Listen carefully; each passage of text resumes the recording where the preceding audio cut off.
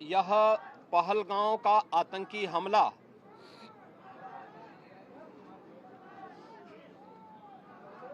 यह एक क्रूर, बीभत्स,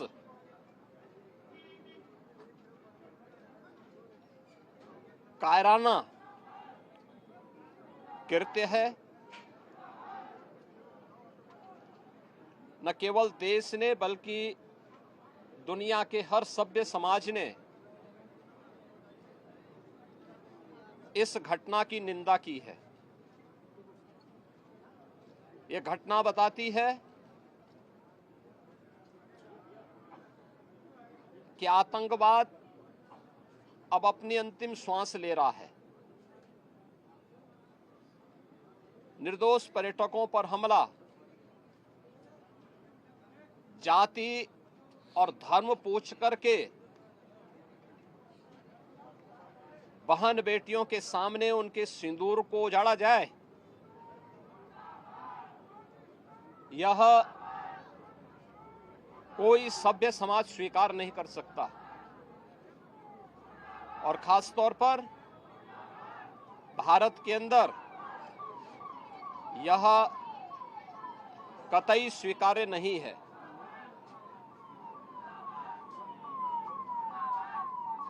भारत सरकार की आतंकवाद और उग्रवाद के प्रति जीरो टॉलरेंस की जो नीति रही है,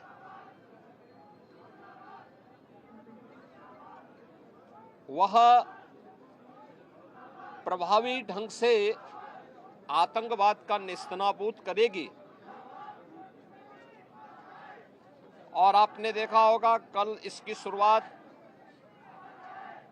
इसके ताबूत पर अंतिम कील ठोकने की शुरुआत हो चुकी है। आदरणीय प्रधानमंत्री जी की अध्यक्षता में सीसीएस की बैठक में जो निर्णय लिए गए हैं, आदरणीय गृह मंत्री जी ने स्वयं उन क्षेत्रों का दौरा किया और आगे की रणनीति के साथ ही आतंकवाद और उग्रवाद के खात्मे की एक नई पहल के लिए अब पूरा भारत आगे बढ़ा है। आतंकवाद और उग्रवाद के प्रति जो जीरो टॉलरेंस की नीति है, पूरे भारत को इस दुखद घड़ी में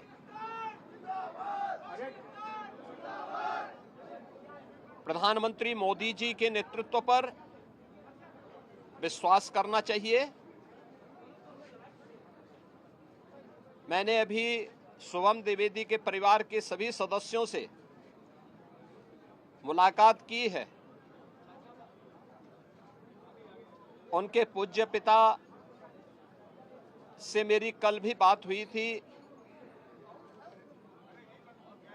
और रात्रि में ही उनकी बॉडी यहां पर आई है। पार्थिव शरीर अंतिम संस्कार की प्रक्रिया के लिए आगे प्रस्थान कर रहा है। परिवार दुखित है। शुभम द्विवेदी परिवार का एकमात्र पुत्र था। 2 महीने पहले ही उसकी शादी हुई थी। परिवार दुखित है। मैं दिवंगत आत्मा की शांति की कामना करता हूं। परिवार के लोगों के प्रति हमारी पूरी संवेदना है।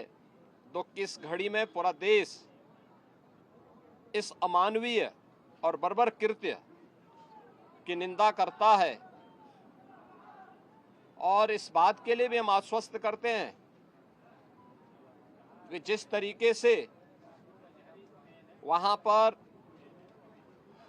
जो कृत्य उन आतंकवादियों ने किए हैं,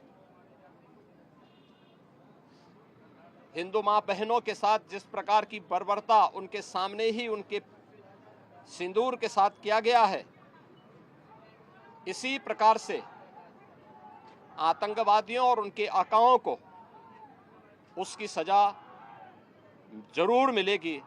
इसमें कोई संदेह किसी को नहीं होना चाहिए।